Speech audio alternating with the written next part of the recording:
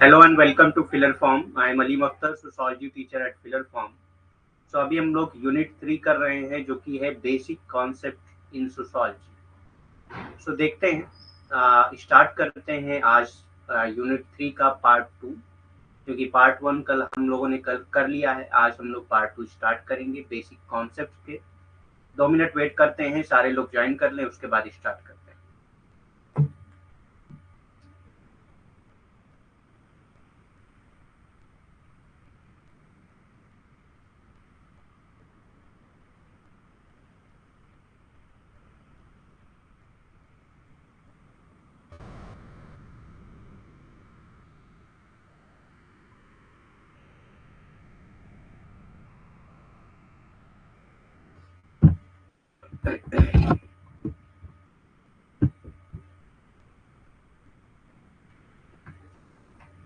तब तक आप लोग कंफर्म करिए वॉइस एंड पीपीटी क्लियर है या नहीं। Confirm that voice and PPT clear और नॉट।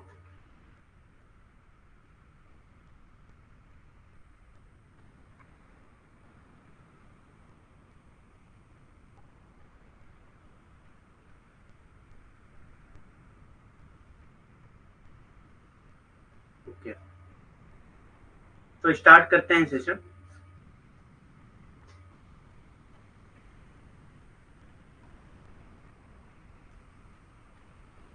जिन्होंने फिलर फॉर्म नहीं ज्वाइन किया है उनके लिए अनाउंसमेंट है। अगर वो ज्वाइन करना चाहते हैं फिलर फॉर्म के फ्रेश कोर्स को भी, तो मेरा रेफरल कोड जो कि है अलीम 10 यूज कर सकते हैं, जिससे एक्स्ट्रा 10% का डिस्काउंट मिल जाएगा। और ये रेफरल कोड फिलर फॉर्म के ऑल कोर्सेज पे एप्लीकेबल है। तो जो लोग भी आपके फ्रेंड्स एंड रिलेटिव में हैं जो अभी फिलर फॉर्म के कोर्स को बाई करना चाहते हैं, आप उनको ये रेफरल कोड दे सकते हैं, रिफर कर सकते हैं। ठीक। हमारी डेली क्लासेस जो है वो 3 PM पे होती हैं। इन केस अगर 3 PM पे कोई क्लास नहीं हो पाती है तो 8 PM पे होती है। 3 PM पे अगर कोई क्लास नहीं हो पाती है तो 8 PM पे होती है। ठीक।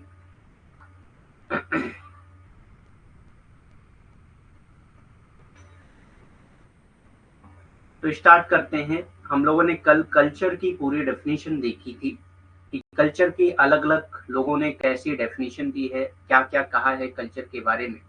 आज हम लोग स्टार्ट करने वाले हैं material and non material culture के बारे में, भौतिक और अभौतिक संस्कृति के बारे में। ठीक।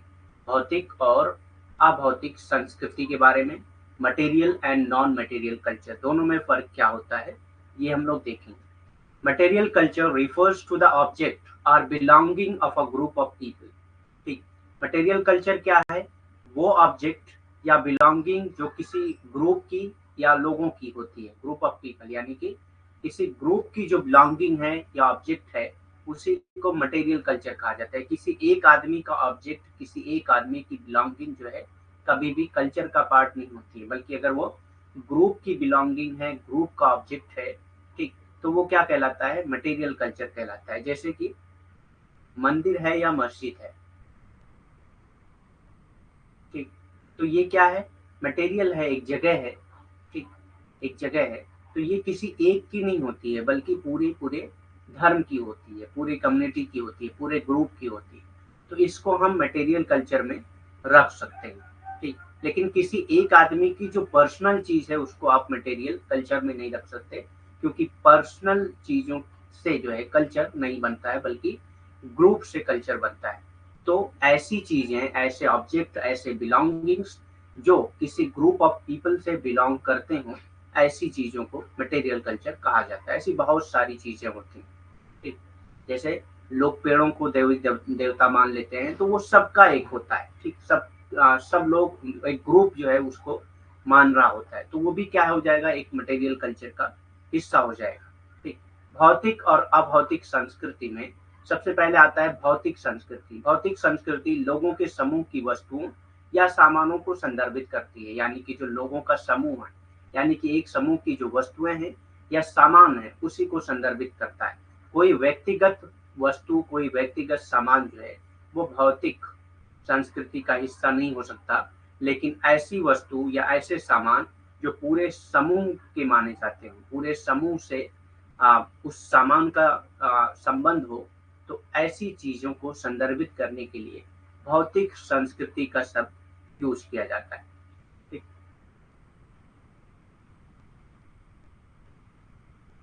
Metro passes and bus tokens are part of material culture. अब मेट्रो पासेस या बस टोकन जो है ये भी पार्ट है मटेरियल कल्चर के। ठीक, क्योंकि मेट्रो पास जो है वो सबसे बिलोंग करता है, ग्रुप ऑफ पीपल से बिलोंग करता है। ठीक, या बस टोकन्स जो होते हैं, ठीक, वो भी मटेरियल कल्चर के पार्ट होते हैं, क्योंकि उससे आप क्या करते हैं, ट्रेवल करते हैं। बहुत सारे लोग उसको एक्सेप्ट भी करते हैं, मानते हैं कि आपके पास ये पास है तो आप इससे ट्रेवल कर सकते हैं। as are automobiles, stores and the physical structure where people worship। ठीक, तो ऐसे फिजिकल स्ट्रक्चर जहाँ लोग वर्शिप करते हैं, पूजा पाठ करते हैं, जैसे मैंने मंदिर मस्जिद का एग्जांपल दिया। ठीक, ऑटोमोबाइल्स हैं, स्टोर्स हैं एंड फिजिकल स्ट्रक्चर्स हैं, तो ये सारी चीजें जो है किसमें आ जाती हैं, मटेरियल कल्चर में आ जाती हैं। ठीक, मेट्रो पास और बस टोकन भौतिक संस्कृति का हिस्सा है। मेट्रो पास और जो बस के टोकन होते हैं वो भी भौतिक संस्कृति के हिस्से हैं, जैसे कि ऑटोमोबाइल है, ठीक, स्टोर है, भौतिक संरचनाएं हैं जहां लोग जो है पूजा करते हैं, तो ऐसी संरचनाएं, ऐसी जगहें जहां लोग पूजा करते हैं, वो चीजें भी भौतिक संस्कृति का हिस्सा माने जाते हैं। ठीक, non material culture in contrast. अगर जो है हम लोगों ने मटेरियल कल्चर पढ़ लिया है, अब नॉन मटेरियल कल्चर क्या होता है। Non material culture in contrast consist of ideas. तो इसमें क्या होती हैं, आइडियाज होते हैं, एटीट्यूड्स होते हैं, बिलीव्स होते हैं।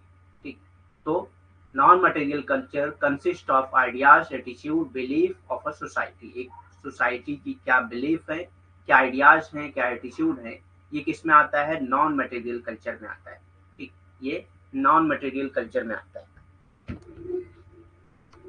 तो इसको ऐसे समझिए आप कि जिस चीजों को आप छू सकते हैं, जो कल्चर का पार्ट है, जिनको आप अपने हाथ से छू सकते हैं, ठीक, तो वो मटेरियल कल्चर में आता है, और जिनको नहीं छू सकते हैं वो नॉन मटेरियल कल्चर में आता है। ठीक, जैसे आइडियाज, एटीट्यूड, बिलीफ, आप इनको सिर्फ जो है महसूस कर सकते हैं, छू नहीं सकते हैं इसको अपने हाथ से। ठीक, तो ऐसी चीजें जो है जिसको छू सकते हैं, जो मटेरियल चीजें होती हैं, ठीक, तो ये सारी चीजें जो है और जो पूरे ग्रुप से संबंधित होती है, ठीक, तो इसको क्या कहा जाएगा, मटेरियल कल्चर कहा जाएगा। आइडियाज, बिलीफ, एटीट्यूड, ये सब आ जाते हैं नॉन मटेरियल कल्चर में। ठीक, अभौतिक संस्कृति इसके विपरीत समाज के विचारों, दृष्टिकोणों और विश्वास से बनी होती है। ठीक, तो अभौतिक संस्कृति, अगर हम लोग भौतिक संस्कृति के विपरीत बात करते हैं, तो अभौतिक संस्कृति क्या होती है, समाज के क्या विचार हैं, समाज के क्या दृष्टिकोण हैं और समाज के जो विश्वास हैं, उससे जो है अभौतिक संस्कृति बनती है। समाज के विचार, समाज के विश्वास और समाज के दृष्टिकोण के जरिए अभौतिक संस्कृतियां बनती हैं। ठीक,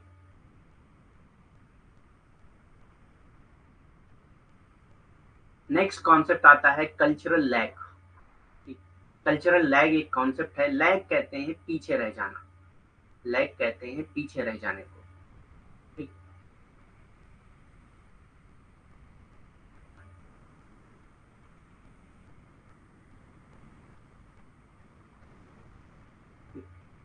so the concept of conflict between technology and society was most vividly expressed in the theory of cultural lag।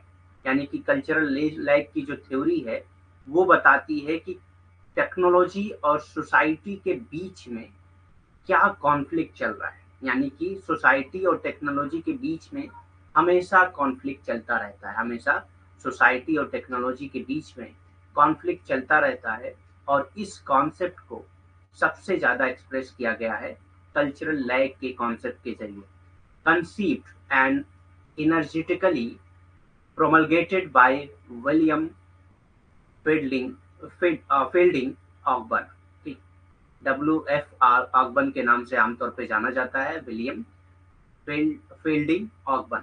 ठीक, WF ऑगबर्न के नाम से आमतौर पे जाना जाता है। तो कल्चरल लैग का जो कॉन्सेप्ट दिया है वो किसने दिया है, WF ऑगबर्न ने दिया है। तो यहाँ पे आपको यही बस याद रखना है कि ये कॉन्सेप्ट किसने दिया है, WF ऑगबर्न ने दिया है। आमतौर पे जो क्वेश्चन पूछा जाता है डायरेक्ट पूछा जाता है कि कल्चरल लैग का कॉन्सेप्ट किसने दिया। आगे हम लोग देखेंगे कल्चरल लैग होता क्या है। ठीक, सांस्कृतिक पिछड़ापन। ठीक, तो मैंने बताया ना पीछे रह जाना, एक पिछड़ापन, सांस्कृतिक पिछड़ापन क्या है? प्रौद्योगिकी और समाज के बीच में संघर्ष की अवधारणा, यानी कि हमेशा प्रौद्योगिकी और समाज के बीच में संघर्ष चलता रहता है, और इसकी अवधारणा को सबसे स्पष्ट रूप से सांस्कृतिक अंतराल, तो सांस्कृतिक पिछड़ापन या सांस्कृतिक अंतराल दोनों जो है कल्चरल लैग का ट्रांसलेशन। ठीक, तो सांस्कृतिक अंतराल के सिद्धांत में व्यक्त की गई थी, यानी कि जो सांस्कृतिक अंतराल की का सिद्धांत है उसमें ये बताने की कोशिश की गई है कि किस तरह से प्रौद्योगिकी और समाज में हमेशा संघर्ष जारी रहता है, जिसे विलियम फील्डिंग ऑकबर्न द्वारा परिकल्पित और ऊर्जावान रूप से प्रख्यापित किया गया है। यानी कि इसको इस कॉन्सेप्ट को, इस अवधारणा को किसने दिया था? डब्ल्यू.एफ. ऑकबर्न ने दिया था। ठीक, the conflict between material culture and non material culture is known as cultural lag. तो हमने देखा कि मटेरियल कल्चर क्या होता है और नॉन मटेरियल कल्चर क्या होता है। तो जो कॉन्फ्लिक्ट है कल्चरल मटेरियल कल्चर और नॉन मटेरियल कल्चर के बीच में, उसी को कल्चरल लैग कहा जाता है। इसको इस तरह से समझे कि मटेरियल कल्चर क्या होता है? मटेरियल कल्चर क्या होता है? जो मटेरियल चीजें होती हैं, जिसको जिसको हम लोग टेक्नोलॉजी कह सकते हैं। टेक्नोलॉजी भी क्या है? एक मटेरियल कल्चर है। टेक्नोलॉजी भी क्या है? एक मटेरियल कल्चर है। टेक्नोलॉजी जो है बहुत फास्ट चेंज होती है सोसाइटी में, इसमें बहुत फास्ट चेंज आता है सोसाइटी में, जबकि आइडियाज और बिलीफ में चेंज उतना फास्ट नहीं आता है। आइडियाज और बिलीफ में चेंज उतना फास्ट नहीं आता है। तो आइडियाज और बिलीफ का जो कल्चर है, यानी कि नॉन मटेरियल कल्चर है, वो पीछे रह जाता है और मटेरियल कल्चर आगे बढ़ जाता है। तो इसी दोनों के बीच में जो एक अंतराल हो जा रहा है, उसी को, यानी कि एक लैग जो हो रहा है, उसी को कल्चरल लैग का नाम दिया गया है डब्ल्यू.एफ. ऑकबर्न के जरिए। The difference between material culture and non material culture is known as cultural lag. भौतिक संस्कृति और गैर भौतिक संस्कृति के बीच के अंतर को सांस्कृतिक अंतराल के रूप में जाना जाता है। यानी कि जो भौतिक संस्कृति है और गैर भौतिक संस्कृति है, दोनों के बीच में जो एक संघर्ष चलता है, दोनों के बीच में जो एक अंतर है, उसी को सांस्कृतिक अंतराल कहा जाता है। क्योंकि जो हमारी भौतिक संस्कृतियां हैं वो बहुत तेजी से बढ़ती हैं, बहुत तेजी से इसमें बदलाव आते हैं, लेकिन जो अभौतिक संस्कृतियां हैं या गैर भौतिक संस्कृतियां हैं, जैसे कि विश्वास, दृष्टिकोण, ठीक, इन सब में बहुत टाइम लगता है इनमें परिवर्तन आने में। ठीक, तो इसीलिए ये पीछे रह जाते हैं। गैर भौतिक संस्कृतियां हमेशा भौतिक संस्कृतियों से पीछे रह जाते हैं, इसीलिए कहा गया है इसको सांस्कृतिक अंतराल के रूप में जाना जाता है। ठीक, the term cultural lag refers to the notion that culture takes time to catch up with technological innovations। यानी कि जो कल्चर है, यहाँ पे कल्चर जो है किसको कहा जा रहा है? यहाँ पे कल्चर कहा जा रहा है नॉन मटेरियल कल्चर को। यानी कि culture takes time to catch up with technological innovation, यानी कि जो टेक्नोलॉजिकल इनोवेशन हो रहे हैं उसको कैचअप करने में कल्चर को टाइम लगता है। जैसे इसको अगर एक एग्जांपल से समझते हैं, ठीक, पिछली स्लाइड दिखाने का क्या, आप लोग लिख रहे हैं क्या इसको?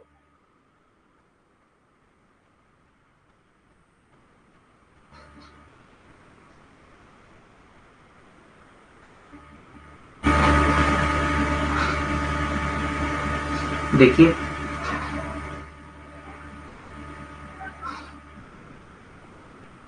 अगर लिख रहे हो तो मेरी रिक्वेस्ट है कि आप मत लिखिए, क्योंकि आप जब तक सुनेंगे नहीं तो आपको समझ में नहीं आएगा। और लिखने का जो मसला है वो आपको पीडीएफ मिल जाती है, पीडीएफ से आप लिख सकते हैं। ठीक, तो आप जो है अगर लिख रहे हो तो नोटबुक बंद कर दें, क्योंकि आपको पीडीएफ मिल जाती है, उसमें आप लिख सकते हैं। जब तक आप सुनेंगे नहीं आपको समझ में नहीं आएगा। तो अब एक चीज का हम लोग यहाँ पे एग्जांपल लेते हैं, मोबाइल फोन का। मोबाइल फोन क्या है? एक टेक्नोलॉजिकल इनोवेशन है। ठीक, मोबाइल फोन क्या है? एक टेक्नोलॉजिकल इनोवेशन है। जब मोबाइल फोन आया पहले शुरू में, क्योंकि मैं इंडियन सोसाइटी की बात कर रहा हूँ, हमारी इंडियन सोसाइटी में बहुत ज्यादा कंजर्वेटिव टाइप के लोग रहते हैं, बहुत ज्यादा कंजर्वेटिव टाइप्स के लोग रहते हैं। हाँ, मतलब जो ऐसी चीजें हैं जो स्लाइड में नहीं है वो आप लिख सकते हैं, लेकिन जो स्लाइड में है उसकी पीडीएफ तो आपको मिल ही जाती है।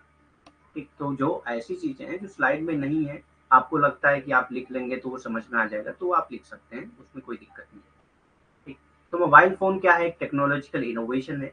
जब ये चला, जब ये आया इंडिया में, सपोज करिए जब आया, क्योंकि हम लोग इंडियन कॉन्टेक्स्ट में समझेंगे तो ज्यादा समझ में आएगा, अच्छे से समझ में आएगा। तो शुरू में क्या हुआ,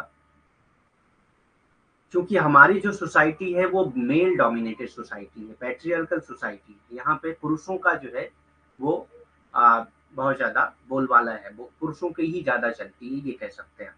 ठीक।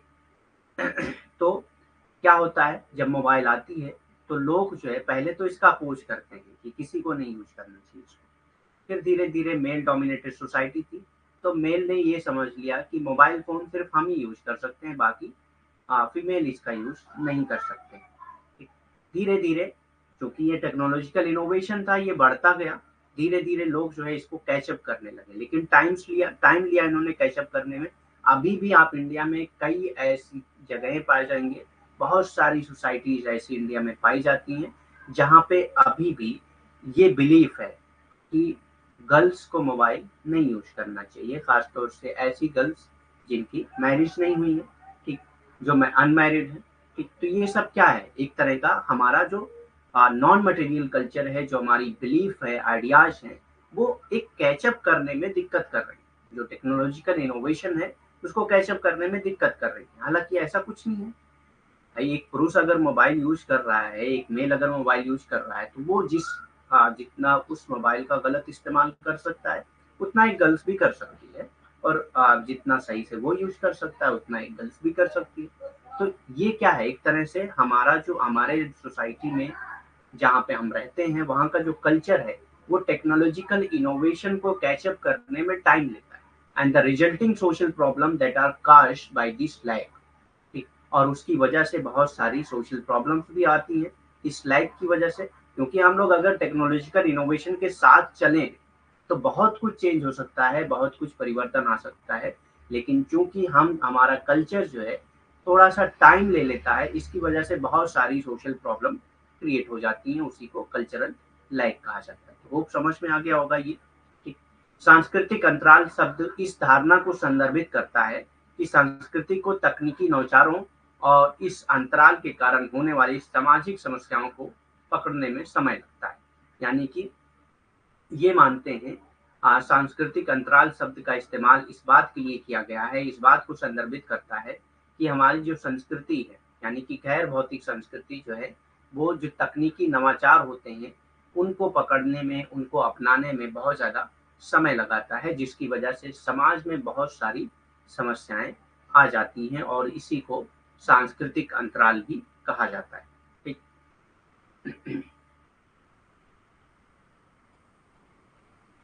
नेक्स्ट आता है नेटवर्क। नेटवर्क क्या है, तो हम लोग कल्चर कंप्लीट कर चुके हैं, नेक्स्ट कॉन्सेप्ट है network. In the offline world, social network refer to the social ties that links us together with other people। यानी कि जैसे आप लोग आम भाषा में बोलते हैं ना, मेरा नेटवर्क बहुत दूर दूर तक है, खासतौर से जब लड़ाई करते हैं तो।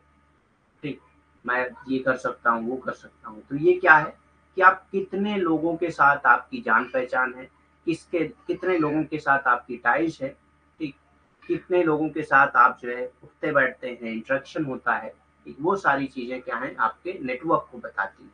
इन the offline world, social network refers to social ties. Social network means social ties, जो आप अपनी सोसाइटी में अपने आसपास के लोगों से रखते हैं, दैट लिंक्स अस टुगेदर, जो हमें एक दूसरे के साथ लिंक करता है विद अदर पीपल्स, दूसरे लोगों के साथ। ठीक। सो नेटवर्क क्या है, ऑफलाइन दुनिया में सामाजिक नेटवर्क उन सामाजिक संदर्भों को संबंधों को संदर्भित करते हैं जो हमें अन्य लोगों के साथ जोड़ते हैं। यानी कि एक ऐसे सामाजिक संबंध जो हमें अन्य लोगों के साथ जोड़ते हैं, उसी को नेटवर्क कहा जाता है, उसी को सामाजिक नेटवर्क कहा जाता है। These ties include your family. ये टाइज में क्या आती हैं, अपनी फैमिली आ जाती हैं, फैमिली के साथ अच्छा आपका टाइज होता है, फ्रेंड्स आ जाते हैं, ठीक, एक्वेंटेंसेस आ जाती हैं, ठीक, क्लासमेट्स आ जाते हैं, ठीक, कलीग्स आ जाते हैं, नेबर्स आ जाते हैं, एटसेट्रा। ये सारे आपके टाइज हैं, ये सारे आपके नेटवर्क्स के पार्ट होते हैं। ठीक। एक्वेंटेंसेस कहते हैं जो परिचित लोग हैं, जिनकी जान पहचान, जिससे आपकी जान पहचान होती है, ठीक, उसी को एक्वेंटेंसेस कहा जाता है। इन संबंधों में आपका परिवार, दोस्त, परिचित, सहपाठी, सहकर्मी, पड़ोसी आदि शामिल होते हैं। ठीक, तो ये सारे लोग आप मिलकर आपका सामाजिक नेटवर्क बनाते हैं। ये सारे लोग मिलकर आपका क्या बनाते हैं? सामाजिक नेटवर्क बनाते हैं। इस संबंधों में आपका परिवार, दोस्त, परिचित, सहपाठी, सहकर्मी, पड़ोसी आदि शामिल होते हैं। Social network from the basis of our interaction with others. Sociology is interested in the study of social network because it involves studying social relationships and the impact they each have on the individual. ठीक, तो social network from the basis of our interaction with others forms the basic of our interaction with others. यानी कि social network के जरिए ही हम दूसरों के साथ इंटरेक्ट कर पाते हैं, दूसरों से बातचीत कर पाते हैं। Social network form the basis of our interaction with others. हमारे दूसरे लोगों के साथ बातचीत, दूसरों लोगों के साथ इंटरेक्शन की वजह क्या है, उसका बेसिस क्या होता है? सोशल नेटवर्क होता है। ठीक, sociology is interested in the study of social network. अब सोशोलॉजी क्यों इंटरेस्टेड है सोशल नेटवर्क की स्टडी के लिए?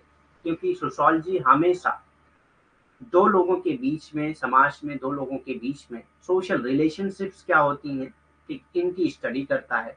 और जो इनके बीच में आपस में जो इंटरेक्शन होता है, इनका जो रिलेशनशिप है, उसका किसी इंडिविजुअल पे असर क्या होता है, सोशोलॉजी हमेशा इस चीज की स्टडी करता है। इसीलिए ये इंटरेस्टेड है सोशल नेटवर्क की स्टडी करने। सामाजिक नेटवर्क दूसरों के साथ हमारी बातचीत का आधार बनाते हैं। यानी कि दूसरों के साथ जो हमारी बातचीत होती है, उसका आधार क्या होता है? सामाजिक नेटवर्क होता है। उसका आधार क्या होता है? सामाजिक नेटवर्क होता है।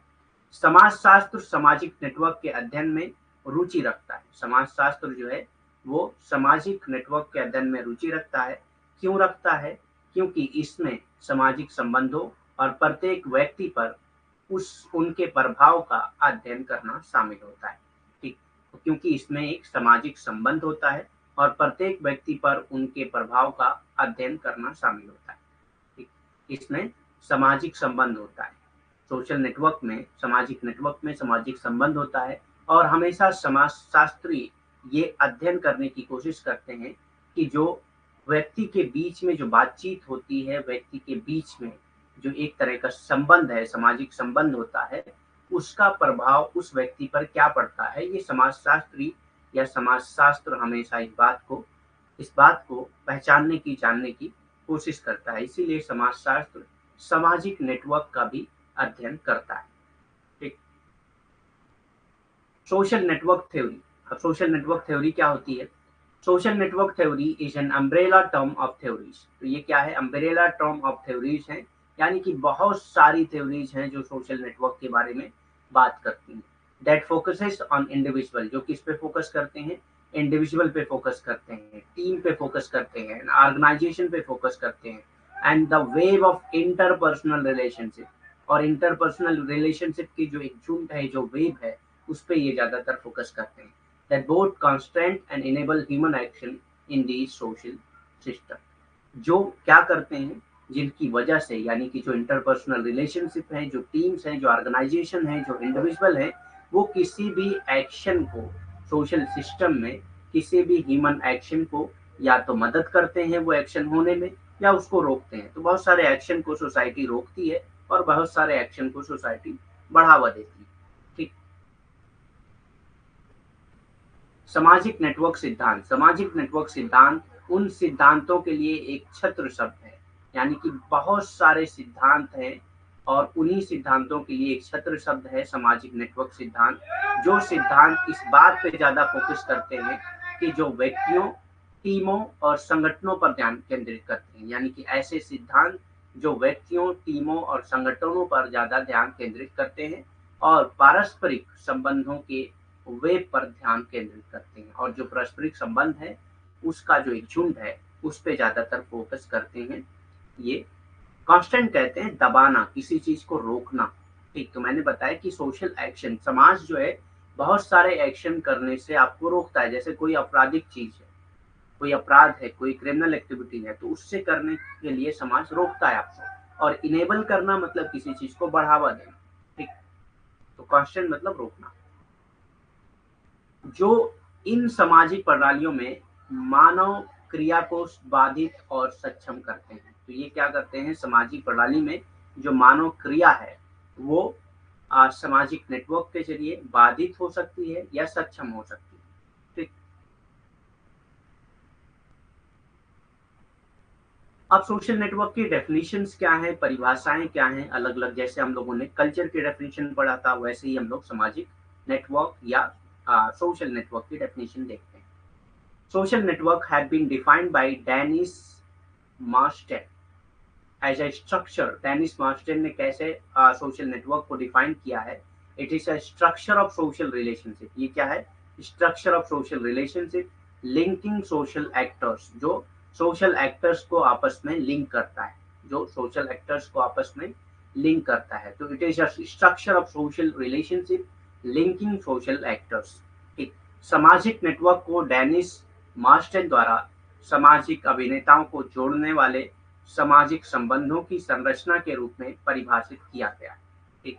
तो सामाजिक नेटवर्क को सबसे पहले किसने परिभाषित किया है, यानी कि किसने किस तरह से परिभाषित, डेनिस मार्स्टेन ने किस तरह से परिभाषित किया है सामाजिक नेटवर्क को। तो ये कहते हैं कि सामाजिक अभिनेताओं को जोड़ने वाले, यानी कि समाज में जो अभिनेताएं हैं, जो व्यक्ति हैं, उनको आपस में जोड़ने वाले सामाजिक संबंधों की संरचना के रूप में परिभाषित किया है। सामाजिक नेटवर्क क्या है, एक ऐसी सामाजिक संबंधों की संरचना है जो अभिनेताओं को आपस में जोड़ती है, जो सामाजिक अभिनेताओं को आपस में जोड़ती है, ठीक।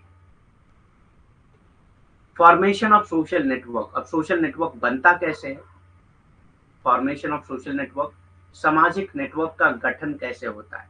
Social networks are formed by the connection between people. तो ये कैसे बनता है, लोगों के बीच में जो कनेक्शन होता है उससे बनता है। जैसे आपकी जान पहचान बढ़ती है तो आपका नेटवर्क बढ़ता जाता है, ठीक। तो इस तरह से कनेक्शन बिटवीन पीपल से सोशल नेटवर्क बनता है। Who frequently communicate with each other, जो आमतौर पे आपस में एक दूसरे से बात करते हैं, उनके बीच में सोशल नेटवर्क बन जाता है, ठीक। सोशल नेटवर्क उन लोगों के बीच कनेक्शन से बनते हैं जो अक्सर एक दूसरे के साथ संवाद करते हैं, यानी कि एक दूसरे के साथ मिलते जुलते हैं, बात करते हैं, तो उनके बीच में सोशल नेटवर्क या सामाजिक नेटवर्क बन जाता है, ठीक। Such communication involve the exchange of emotion. अब जो कम्युनिकेशन होता है उसमें क्या है, इमोशन को एक्सचेंज करते हैं, किसी के गम में शामिल होते हैं आप तो गम मनाते हैं, किसी की खुशी में शामिल होते हैं तो खुशी मनाते हैं। Physical, economic and informational support, हम उसको फिजिकल सपोर्ट देते हैं, इकोनॉमिक सपोर्ट देते हैं या इंफॉर्मेशनल सपोर्ट देते हैं, कोई बात बताते हैं उनको, कोई इंफॉर्मेशन देते हैं। एंड इन्वॉल्व फैमिली मेंबर, ठीक। और इसमें फैमिली मेंबर भी इन्वॉल्व होते हैं, ठीक। कलीग्स इन्वॉल्व होते हैं, फ्रेंड्स इन्वॉल्व होते हैं एंड नेबर्स इन्वॉल्व होते हैं। तो ये कम्युनिकेशन में कौन कौन से लोग इन्वॉल्व होते हैं, आपकी फैमिली इन्वॉल्व होती है, आपके कलीग्स इन्वॉल्व होते हैं, आपके फ्रेंड्स इन्वॉल्व होते हैं और आपके नेबर्स इन्वॉल्व होते हैं। और इसमें क्या होता है, हम इमोशनली, फिजिकली और इकोनॉमिकली हम जो है सपोर्ट करते हैं एक दूसरे को, ठीक। और एक दूसरे से दूसरे को इंफॉर्मेशनल सपोर्ट भी देते हैं, यानी कि कोई इंफॉर्मेशन भी प्रोवाइड करते हैं उनको, ठीक। इस तरह के संचार में भावनात्मक, शारीरिक, आर्थिक और सूचनात्मक समर्थन का आदान प्रदान शामिल होता है। तो इस तरह का जो संचार है उसमें भावनात्मक, शारीरिक, आर्थिक और सूचनात्मक समर्थन का आदान प्रदान होता है, ठीक। तो इस तरह का जो संचार होता है, यानी कि जो सामाजिक नेटवर्क में जो संचार होता है, आपस में बातचीत होती है, उसमें हम क्या करते हैं, भावनात्मक, शारीरिक, आर्थिक और सूचनात्मक समर्थन का आदान प्रदान करते हैं। हम एक दूसरे को भावनात्मक तरीके से समर्थन करते हैं, शारीरिक तरीके से उनकी मदद करते हैं, ठीक। आर्थिक तरीके से उनकी मदद करते हैं, सूचनात्मक तरीके से उनकी मदद करते हैं। और इसमें परिवार के सदस्य, सहकर्मी, दोस्त और पड़ोसी भी शामिल होते हैं। तो ये संचार में कौन कौन से लोग शामिल होते हैं, आपके परिवार के सदस्य शामिल होते हैं जो एक दूसरे को भावनात्मक तरीके से सपोर्ट करते हैं, आर्थिक तरीके से सपोर्ट करते हैं, ठीक। हाँ, एक्वेंटेंसेज भी होंगे, ठीक, एक्वेंटेंसेज भी होंगे, ठीक। क्योंकि वो भी जो परिचित लोग होते हैं वो भी किसी न किसी तरह से आपको सपोर्ट करते हैं, चाहे वो सूचना देकर ही आपका सपोर्ट करें या पैसे आर्थिक तरीके से भी आपकी मदद कर सकते हैं वो, भावनात्मक तरीके से, क्योंकि आपके पास अगर आप किसी गम में होते हैं, तो जो भी परिचित लोग होते हैं वो आपसे मिलते हैं, आपके गम को बाँटते हैं, या आप खुशी में होते हैं तो जो परिचित लोग होते हैं वो आपके साथ खुशी मनाते हैं, तो वो भी आ जाएँगे इसमें। ठीक। इस तरह के संचार में भावनात्मक, शारीरिक, आर्थिक, सूचनात्मक समर्थन का आदान-प्रदान शामिल होता है और इसमें परिवार के सदस्य, सहकर्मी, दोस्त और पड़ोसी भी शामिल होते हैं। ठीक। अब आता है दूसरा, स्टेटस एंड रोल्स। स्टेटस किसको कहते हैं, रोल्स किसको कहते हैं, स्थिति किसको कहते हैं और भूमिकाएँ किसको कहते हैं। तो ऑल्दो हम लोग पढ़ चुके हैं थ्योरीज़ में बहुत सारे स्टेटस और रोल के बारे में, लेकिन यहाँ पे हम लोग देखते हैं स्टेटस या रोल किसको कहा जाता है। ठीक।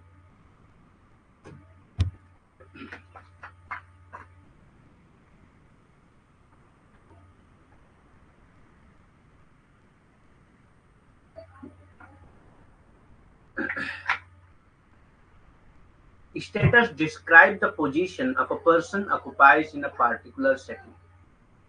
एक पार्टिकुलर सेटिंग में एक पर्सन की क्या पोजीशन है वो उसका स्टेटस बताती है। एक पार्टिकुलर सेटिंग में एक पर्सन की क्या पोजीशन है वो उसका स्टेटस बताती है। ठीक। एक पार्टिकुलर सोसाइटी में, किसी भी सोसाइटी में, जैसे अगर हम लोग जो है इकोनॉमी के बेस पे देखते हैं, तो अब यहाँ पे एक हायरार्की बनेगी। ठीक। जो अपर क्लास होगी यानी कि जिनके पास सबसे ज्यादा पैसा होगा, फिर मिडिल क्लास होगी, फिर लोअर क्लास की। तो अब यहाँ पे अपर क्लास का स्टेटस हाई है, मिडिल क्लास का थोड़ा सा लो है लेकिन अपर से थोड़ा लो है, लेकिन अपर के जितना नहीं है। फिर लोअर क्लास का मिडिल से भी लो है और अपर से भी लो तो है ही। ठीक। तो ऐसे ही एक पार्टिकुलर सेटिंग में एक पर्सन की क्या पोजीशन है वो उसके स्टेटस को बताती है। दर्जा या स्थिति किसको कहते हैं? स्थिति उस स्थिति का वर्णन करती है जो एक व्यक्ति किसी विशेष सेटिंग में रखता है, यानी कि किसी विशेष सेटिंग में, किसी एक विशेष प्रणाली में। नहीं, फोन का नेटवर्क नहीं है ये नेटवर्क आपस में जो नेटवर्क होता है, जैसे हम लोग बोलते हैं ना कि मेरा नेटवर्क बहुत हाई है, बहुत ज्यादा है। ठीक। बहुत से लोगों से मेरी जान पहचान है, यहाँ पे नेटवर्क जो है वो जान पहचान का है। ठीक। स्थिति उस स्थिति का वर्णन करती है जो एक व्यक्ति किसी विशेष सेटिंग में रखता है, यानी कि कोई एक विशेष सेटिंग, कोई एक विशेष प्रणाली में एक व्यक्ति की क्या स्थिति है वो उसकी स्थिति को दर्शाती है।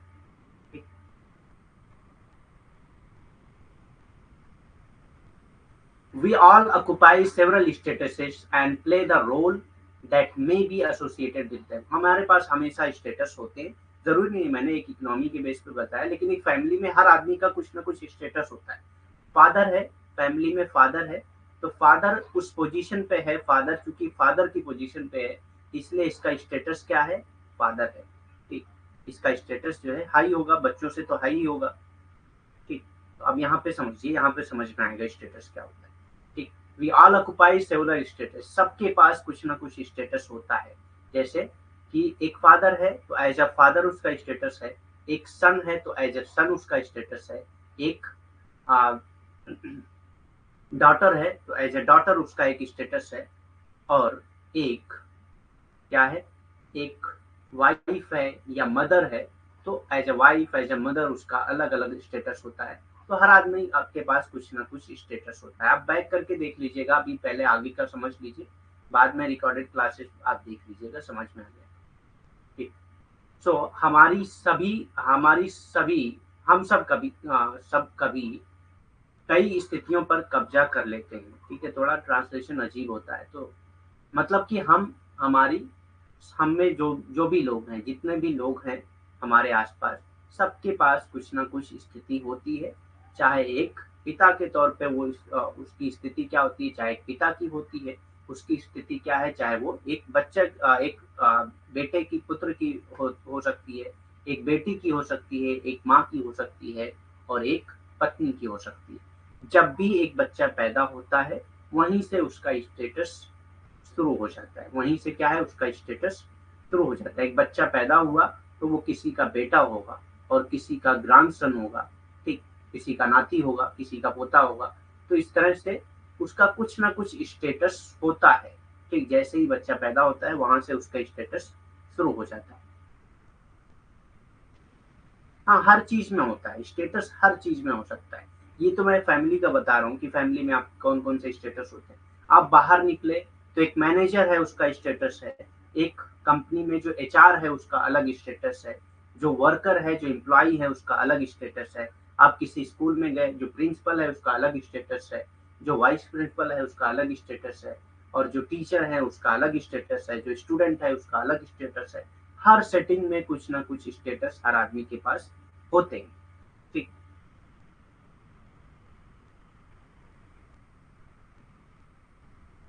हर जगह पे होते हैं, इसके कोई टाइप्स नहीं है, स्टेटस हर जगह पे होते हैं। आप कहीं पे भी जाते हैं वहां पे आपका कुछ ना कुछ स्टेटस होता है, ठीक।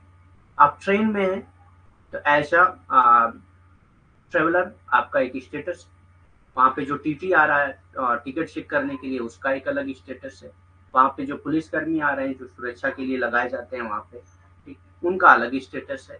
ऐसी हर सेटिंग में कुछ ना कुछ स्टेटस आप ऑक्युपाई करते हैं। और एक आदमी के पास एक स्टेटस नहीं होता है, कई स्टेटस होते हैं, ठीक। जैसे अभी मेरा स्टेटस क्या है, ठीक, मैं अपने आप को अगर कहूँ तो एज अ सन मेरा स्टेटस हो सकता है, एज अ फादर मेरा स्टेटस हो सकता है, एज अ हस्बैंड मेरा स्टेटस हो सकता है, यहाँ पे एज अ टीचर मेरा स्टेटस हो सकता है, कहीं पे मैं एज अ स्टूडेंट मेरा स्टेटस हो सकता है। तो एक आदमी का जरूरी नहीं है कि हर जगह पे एक ही स्टेटस हो, अलग अलग हो सकता है स्टेटस, ठीक।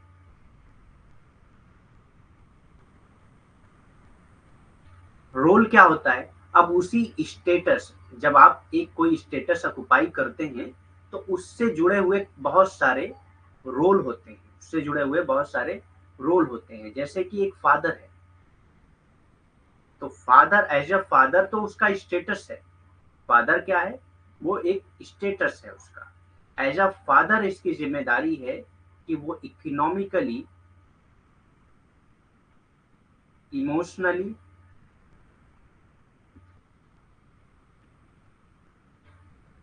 और इकोनॉमिकली, इमोशनली और सोशली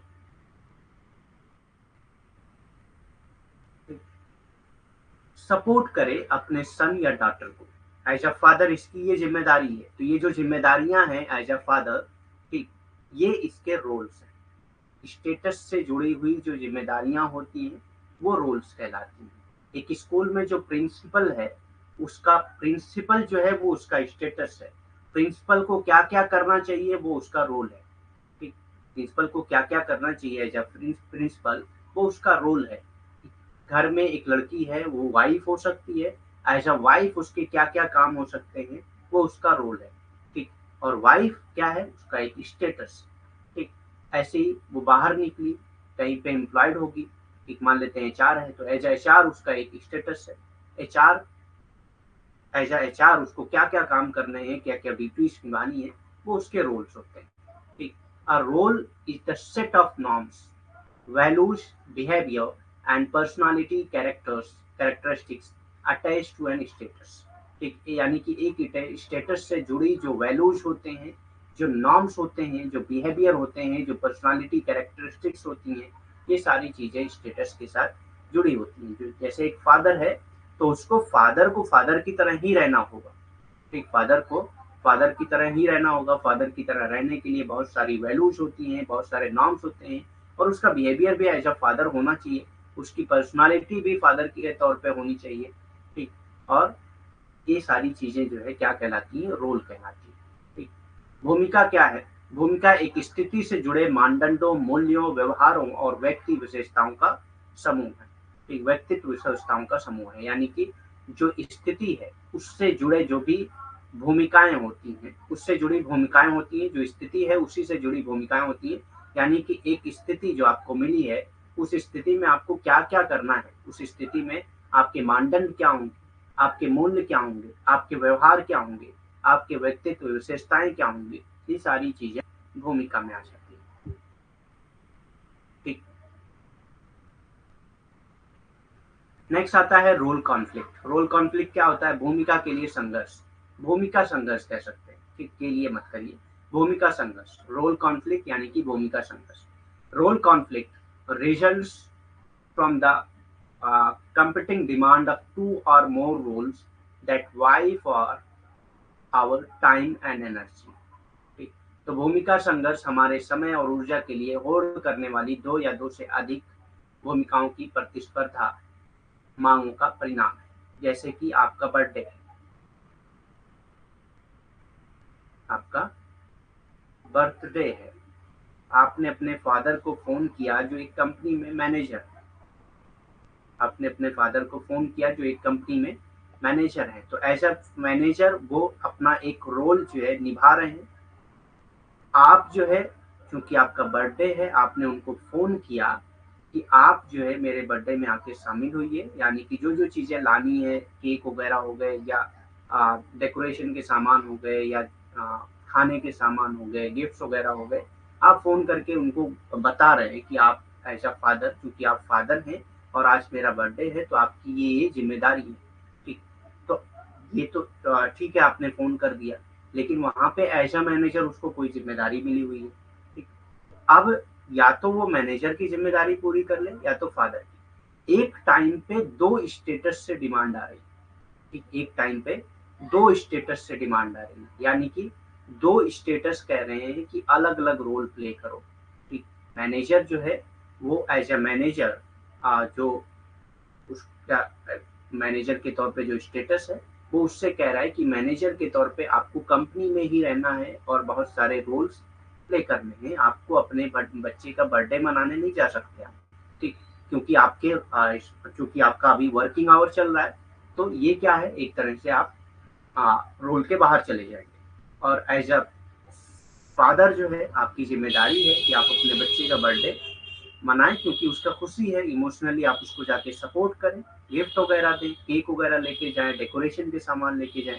तो एक टाइम पे दो स्टेटस या दो से ज्यादा स्टेटस से रोल की जिम्मेदारी, रोल का यानी कि रोल निभाने के लिए कॉल आ रही हो, तो इसी को कहा जाता है रोल कॉन्फ्लिक्ट। यहाँ पे वो जो है क्या है, किसी एक को ही पूरा कर सकता है, दोनों को नहीं कर सकता है। तो इसी को रोल कॉन्फ्लिक्ट कहा जाता है। जब कई स्टेटस से डिमांड आने लगती हो तो उसी को रोल कॉन्फ्लिक्ट कहा जाता है। भूमिका संघर्ष हमारे समय और ऊर्जा के लिए होड़ करने वाली दो या दो से अधिक भूमिकाओं की प्रतिस्पर्धा मांगों का परिणाम है।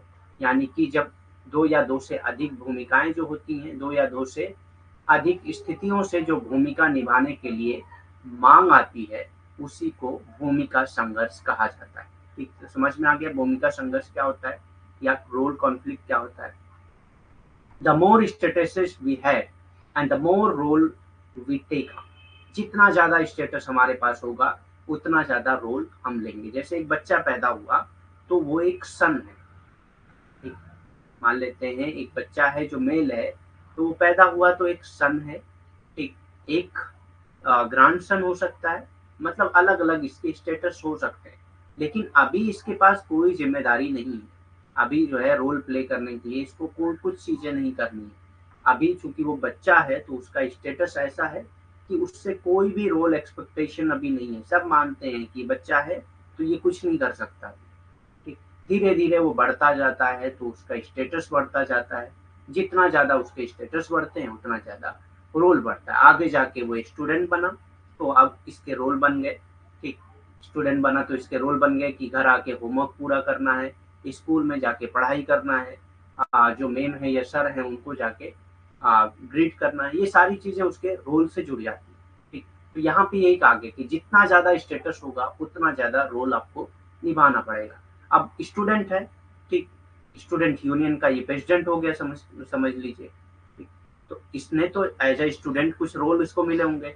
अब वहां पे उसने अपना स्टेटस बढ़ा दिया, स्टूडेंट यूनियन का प्रेसिडेंट बन गया, तो और इसके रोल बढ़ गए और जिम्मेदारी बढ़ गई। ठीक, और ऐसे ही कोई मान लेते हैं एनजीओ था, उसको भी इसने ज्वाइन कर लिया तो वहां पे कोई स्टेटस इसका हो गया, वहां पे भी रोल बढ़ जाएगा। तो कहने का मतलब यहाँ पे ये है कि जितना ज्यादा स्टेटस बढ़ता है उतना ज्यादा रोल भी बढ़ेगा। The more likely we are to experience low role conflict. और जितना ज्यादा स्टेटस बढ़ेगा उतना रोल बढ़ेगा और उतना ही ज़्यादा चांसेस हैं कि आपके पास रोल कॉन्फ्लिक्ट का चांसेस ज़्यादा हो जाता है। हाँ, तो वही कह रहे हैं ना, क्योंकि उनके पास कई स्टेटस होते हैं। ठीक, उनके पास कई स्टेटस होते हैं और उनके जो स्टेटस होते हैं, गर्ल्स की जो स्टेटस होते हैं, उनसे रोल एक्सपेक्टेशन बहुत ज़्यादा होती है सोसाइटी को। खास तौर से जो पैट्रियार्कल सोसाइटी होती है, जो पुरुष सत्तात्मक समाज होता है, वो ज़्यादातर जो है, जो भूमिकाएँ होती हैं, वो स्त्रियों पे ही डालते हैं। ठीक,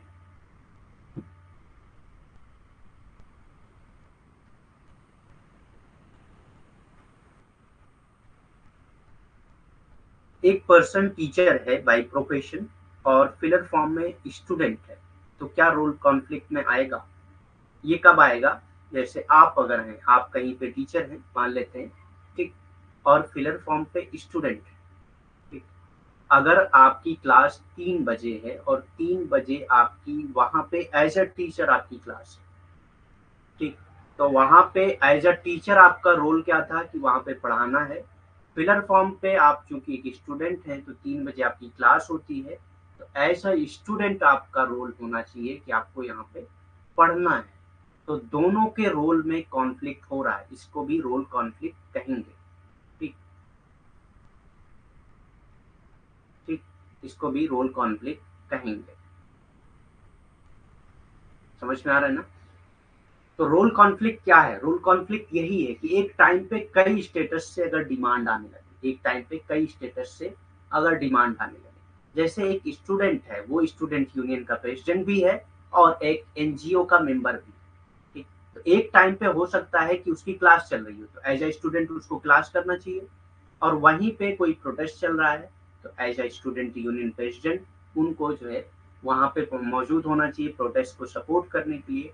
और एक एनजीओ ने कोई वेलफेयर प्रोग्राम चलाया है, तो एज अ एनजीओ मेंबर उसको चाहिए कि वहाँ जाके वेलफेयर प्रोग्राम में अपना भी कुछ योगदान दे, जो भी वो कर सकता है। ठीक, तो एक टाइम पे तीनों जगह से, तीनों स्टेटस से डिमांड आ रही है, हालांकि वो किसी एक स्टेटस को, किसी एक रोल को ही पूरा कर सकता है।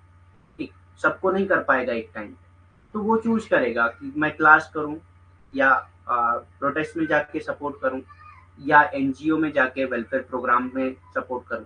ठीक, किसी एक को चूज करेगा, तो यहाँ पे क्या हो रहा है? रोल कॉन्फ्लिक्ट हो रहा है। ठीक, तो ऐसी सारी चीजें जहाँ पे एक टाइम पे आपको कई काम करने के लिए डिमांड आ रही है, तो उसको रोल कॉन्फ्लिक्ट कहा जाता है। और रोल कॉन्फ्लिक्ट का जो कॉन्सेप्ट है, वो मर्टन ने एक्सप्लेन किया है। आप जो है यूनिट 1 की जो मर्टन की पीपीटी है, वहाँ पे पीडीएफ है, वहाँ पे जाके देख सकते हैं। हाँ, हाँ, सबके साथ होता है, क्योंकि एक आदमी के पास कई स्टेटस हमेशा होते हैं, सबके साथ होता है। मेरा जो है अभी स्टेटस क्या है? फिलर फॉर्म का मैं एक टीचर हूँ सोशोलॉजी का, यहाँ पे सोशोलॉजी पढ़ा रहा हूँ। हो सकता है कि बहुत सारे ऐसे काम रहे होंगे जिनको मैं अभी जो है स्किप किया होऊंगा। ठीक, या तो मैं उसको बाद में करूंगा, या मैंने चूंकि मेरी क्लास थी, तो मैं वो इस टाइम पे नहीं कर सकता। तो अगर ऐसा वो काम रहा होगा कि अगर इस टाइम नहीं कर सकता तो कभी नहीं कर सकता, तो उस काम को छोड़ूंगा। ठीक, क्योंकि यहाँ पे रोल कॉन्फ्लिक्ट मेरे साथ भी हो रहा है, सबके साथ ऐसा होता है, ऐसा कुछ नहीं है कि किसी के साथ नहीं होता, क्योंकि सबके पास स्टेटस है। स्टेटस से डिमांड आएंगी रोल्स की, रोल एक्सपेक्टेशन होगा, और वो रोल जितने भी स्टेटस बढ़ेंगे, उतना ज्यादा रोल एक्सपेक्टेशन बढ़ेगा और उतना ही ज्यादा रोल कॉन्फ्लिक्ट होगा। ठीक, हमारे पास जितनी अधिक स्थितियां होंगी, उतना ही ज्यादा भूमिका निभाने के लिए हमारे पास भूमिकाएं होंगी, और जितना ही ज्यादा स्थितियां होंगी, उतना ही ज्यादा चूंकि भूमिकाएं होंगी, और उतना ही ज्यादा संभावना है भूमिका संघर्ष के, उतना ही ज्यादा भूमिका संघर्ष के संभावनाएं।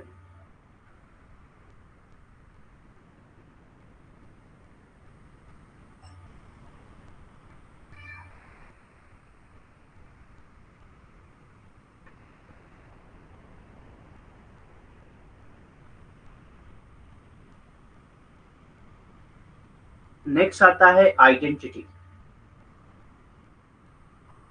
पहचान। एक आदमी की कुछ ना कुछ आइडेंटिटी होती है, कुछ ना कुछ पहचान होती है।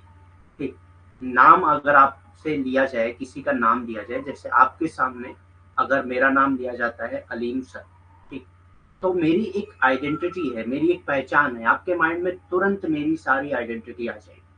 ठीक, आपने मुझसे पढ़ा है, तो आपके दिमाग में तुरंत मेरी आइडेंटिटी आ जाएगी कि हाँ, मैं फिलर फॉर्म पे टीचर हूँ, मैं कैसा पढ़ा रहा हूँ, कैसा नहीं पढ़ाता हूँ। ये सारी आइडेंटिटी मेरी बन जाती है आपके माइंड में और वो आती रहती है।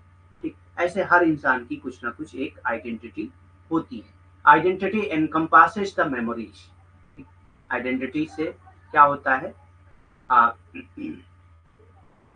एनकम्पासेस द मेमोरीज, यानी कि इसमें मेमोरीज होती हैं, एक्सपीरियंसेस होते हैं। एनकम्पासेस मतलब इसमें क्या क्या चीजें होती हैं, मेमोरीज होती हैं, एक्सपीरियंसेस होते हैं। जैसे मैंने कहा कि आपके दिमाग में मैं हूँ क्योंकि आपने मुझसे पढ़ा है। ऐसे बहुत से लोग आपके दिमाग में होंगे, लेकिन जब उनका नाम लिया जाएगा तो उनकी सारी आइडेंटिटी आपके माइंड में आ जाती है। तो इसीलिए इसमें क्या क्या चीजें होती हैं, मेमोरीज होती हैं, एक्सपीरियंसेस होते हैं, रिलेशनशिप होती हैं, एंड वैल्यूज होती हैं that create one sense of self, जो वन सेंस ऑफ सेल्फ को क्रिएट करता है। एक आदमी की कुछ ना कुछ आइडेंटिटी होती है, वो कैसा है कैसा नहीं है, ये सारी चीजें जो है एक आइडेंटिटी क्रिएट करती हैं।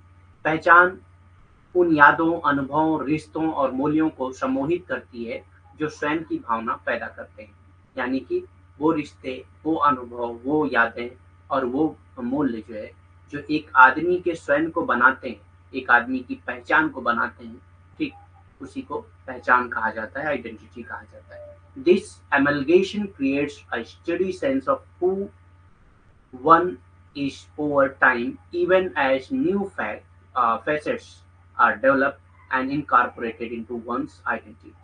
ये सम्मेलन समय के साथ साथ एक स्थिर भावना पैदा करता है कि कोई कौन है।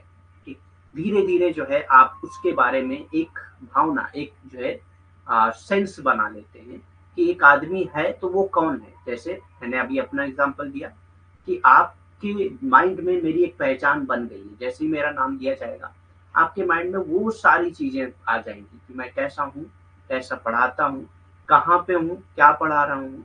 ठीक, ये सारी चीजें, सारी आइडेंटिटी मेरी है जो आपके माइंड में बन चुकी है, वो आती रहती है टाइम टू टाइम। ठीक, कि कोई कौन है, यहाँ तक कि नए पहलुओं को विकसित किया जाता है और किसी की पहचान में शामिल किया जाता है। अब हो सकता है कि कोई ऐसी चीज हो जाए बीच में, ठीक, पढ़ाते पढ़ाते मैं कुछ भूल जाऊं, या पढ़ाते पढ़ाते मैंने आपको कुछ बता दिया जिससे आपको मेरी आइडेंटिटी और क्लियर होती जाएगी कि मेरी सोच क्या है, मेरी वैल्यूज क्या है। ठीक, या नॉर्म्स क्या है, ये सारी चीजें जो है आपके माइंड में धीरे धीरे क्लियर होती जाती है। एक आदमी से जब आप पहली बार मिलते हैं तो उसकी आइडेंटिटी जो है कुछ आपके माइंड में बनती है। जैसे आपने किसी आदमी से पहली बार मिला, आप मिले किसी आदमी से पहली बार, तो हो सकता है आप सिर्फ इतना जान पाए कि उसका स्किन कलर क्या है, वो दिखने में कैसा है। ठीक, या उसका नाम क्या है, इतनी आइडेंटिटी आपको मिल सकती है। ठीक, वो आया आपके पास, आपसे मिला, एक दो मिनट बाद फिर चला गया, तो इतनी आइडेंटिटी आपकी जब डेवलप हुई। धीरे धीरे जब आप उसके साथ रह रहे हैं तो धीरे धीरे उसकी आइडेंटिटी में कुछ ना कुछ ऐड होता जाता है। वो कैसा है, हाँ, उसकी बातचीत कैसी है, वो लोगों से किस तरह से मिलता है, उसकी वैल्यूज क्या है। ठीक,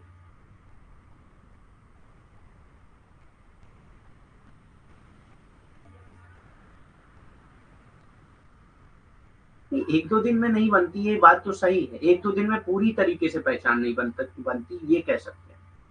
थोड़ा बहुत तो पहचान बन ही जाती है। कोई आदमी आपसे पहली बार मिला तो एटलीस्ट आप उसका नाम तो जान जाओगे ना, इस आदमी का नाम क्या है, ये आदमी दिखता कैसा है। ठीक, तो थोड़ी बहुत आइडेंटिटी तो बन जाती है। ठीक, जान पहचान एक दिन में नहीं बनती, ये कह सकते हैं।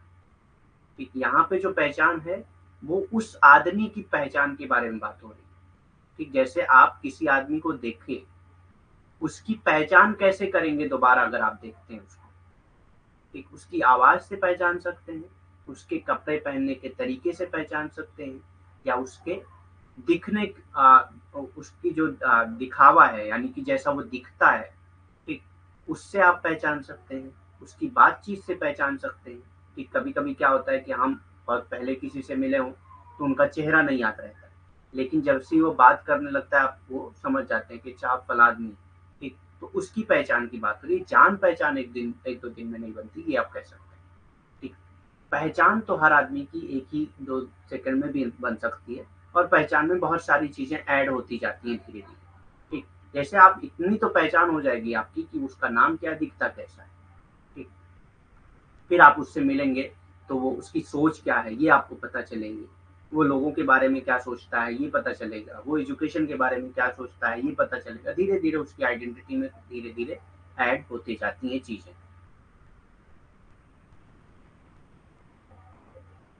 सोशियोलॉजी में पहचान नहीं, यहाँ पे आइडेंटिटी की बात हो रही है।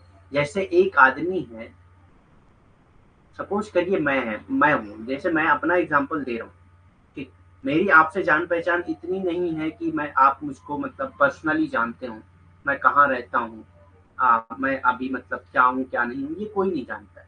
यहाँ पे मेरी जो आइडेंटिटी आपके माइंड में है, वो सिर्फ़ इतना है कि मैं एक प्लेटफ़ॉर्म का टीचर हूँ, ठीक।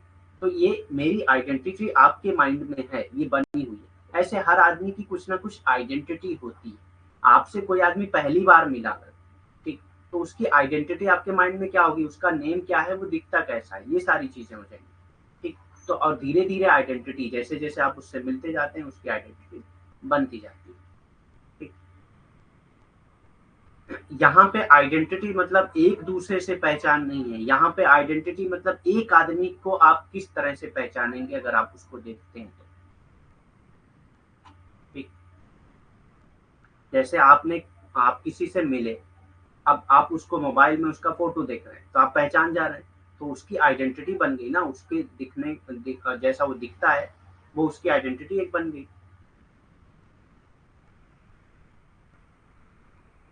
These categorization are often assigned to us or something we are born into। अब ये जो कैटेगराइजेशन होता है, जो आइडेंटिटी बनती है, या तो हमें मिलती है कहीं से, या जो है हम पैदा ही होते हैं उसके साथ। जैसा कि हम जैसे दिखते हैं, तो बचपन से हम वैसे ही दिखते हैं, वैसे ही हम पैदा ही होते हैं, ठीक। या हमारा स्किन कलर क्या है, ये बचपन से ही तय होता है, ठीक।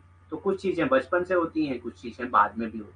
ये वर्गीकरण अक्सर हमें या किसी ऐसी चीज़ के लिए निर्दिष्ट किए जाते हैं जिसमें हम पैदा होते हैं, ठीक। तो या तो हमें ये मिलता है हमारे जीवन में, या तो जैसे ही हम पैदा होते हैं वो हमको निर्दिष्ट कर दिया जाता है। निर्दिष्ट किए जाते हैं मतलब कि जो हमको मिलता है बाद में, और या जब हम पैदा होते हैं तब हमारे पास वो पहचान होती है। एक आदमी की सोसाइटी में आइडेंटिटी क्या है ये भी कह सकते हैं आप। Example of social identity includes, अब यहाँ पे देखिए, अब यहाँ पे समझ में आएगा आइडेंटिटी का असल मतलब क्या है। आइडेंटिटी में क्या आता है, रेस। रेस यानी कि एक आदमी का कलर क्या है, ठीक। एथनिसिटी, जेंडर, मेल है फीमेल है, ठीक। सेक्स, जेंडर और सेक्स एक ही बात होगी, हालांकि सोशोलॉजी में एक ही नहीं होता है, ठीक। जेंडर और सेक्स अलग अलग, ठीक। एक आदमी का सेक्स मेल फीमेल हो सकता है, लेकिन उसका जेंडर नहीं जरूरी है कि वो मैस्कुलिन और फेमिनिन ही हो, ठीक। सोशियो इकोनॉमिक स्टेटस क्या है, सेक्सुअल ओरिएंटेशन क्या है, एज क्या है, रिलीजन क्या है, रिलीजियस आइडेंटिटी भी होती है। एक आदमी मुस्लिम है, उसकी मुस्लिम आइडेंटिटी है, एक आदमी हिंदू है, उसकी हिंदू आइडेंटिटी है, एक क्रिश्चियन है, उसकी क्रिश्चियन आइडेंटिटी है। तो इस तरह से आइडेंटिटी की बात हो रही है। बिलीफ क्या है, नेशनल ओरिजिन है, इंडियन है। जैसे आप कहीं बाहर जा रहे हैं, तो आपकी आइडेंटिटी क्या होगी, इंडियन हो जाएगी। And emotional development, disabilities and abilities, ये सारी चीजें आइडेंटिटी में आती हैं, ठीक।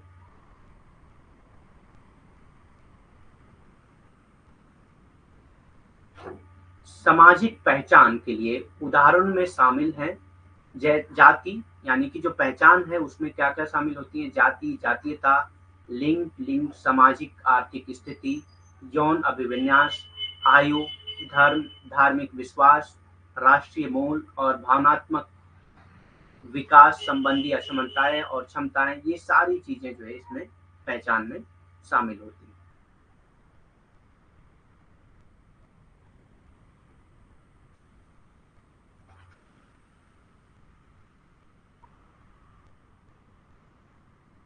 ठीक है, बाकी कल करेंगे, टाइम हो गया है, बाकी कल करेंगे।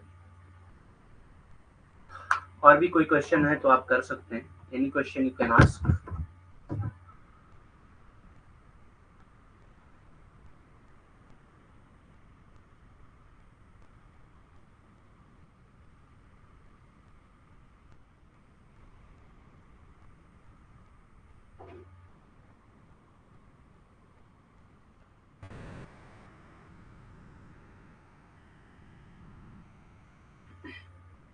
ठीक है, लीव करते हैं फिर क्लास, नहीं है कोई क्वेश्चन तो। Thank you very much, have a nice day.